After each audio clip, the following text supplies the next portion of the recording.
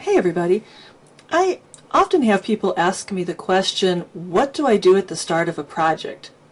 And of course the answer is, well, it depends on what the project's about. What I put together in this lesson is just some information about what kind of information do you need to look for based on the kind of project you're working on. So what I've done is I've made some categories of projects, and I said, okay, for this category of project, typically the information you need is this kind of information. And then I've given some examples of actual projects so you can see how that applies in context in a real project. Now, this is guidelines, so I don't want you to take this and say, Jerry said this is the only information that I need for this project. No. So what I've given you is some guidelines, a starting point, a way to think about your project. Any particular project, you may find other things that you need to know. Plus, all I'm putting here is the starting point. I'm not giving you every kind of requirement you're ever going to need on that project, because for a lot of projects you're going to need every kind of requirement over time. But what I want to give you is where to start. What's the important information that you need to start with to get the project going, and as you work on the project you're going to find the additional information that you need to collect.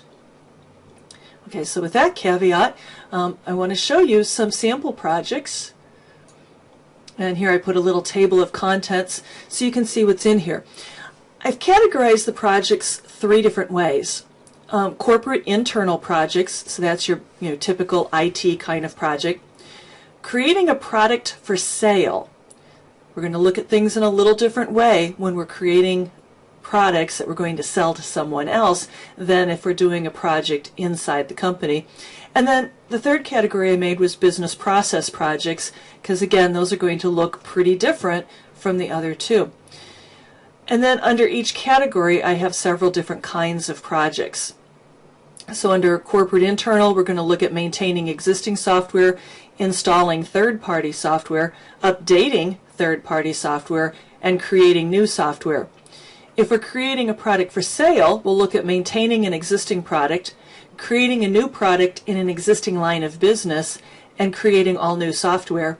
And then finally, under business process projects, we have write the business processes for a new company, change or add a business goal or corporate direction, and update a business process.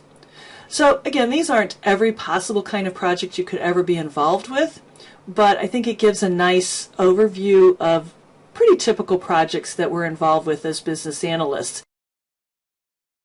Now we're changing focus.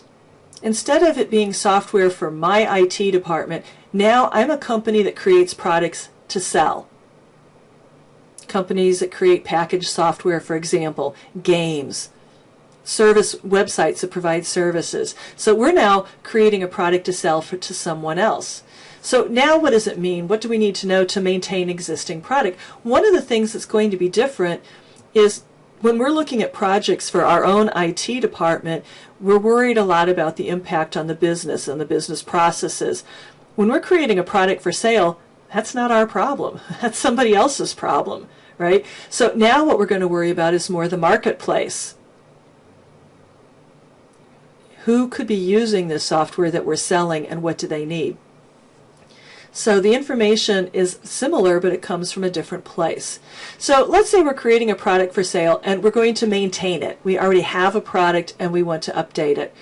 So for this kind of project I need to know, much like updating the project internally, we need to know what bugs will be fixed, what new features will be added, what enhancements will be added to existing features, and this one's really important for software we're selling. Is there a deadline for the release? Because we're creating a new product, is there a deadline for when it has to be released? So here's an example project.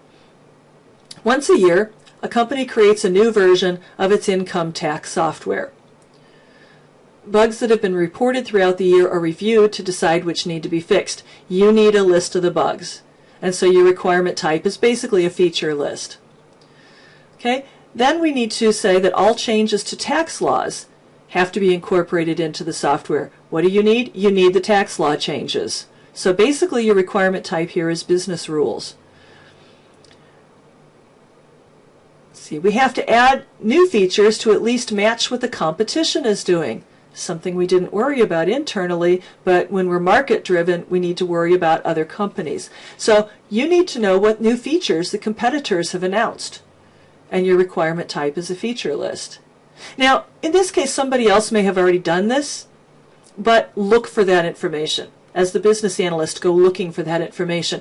Probably the project manager already has that information, or you might get it from marketing, but it is a list of features that the project team needs to know about so they can implement them. So you may not be compiling the list, but you at least need to go to look for it. The updated version of the software has to be completed by the end of October so that we have time to package it for release in mid-December. You, as a business analyst, need to verify this information, and this requirement is a constraint on the project. It's a kind of business rule, but it's not a requirement of the product you're creating, but a requirement for the project team. They must be finished by a certain date. And then here, finally, we will continue to update the repository of tax laws and prompt the user to download the most current tax law when someone installs the product. So you need to know how that updated information will be collected. You need to know the process the user will follow to get the update. And so you might have requirements types like a feature list, some way to describe a process, and possibly some business rules as well. Thank you for listening.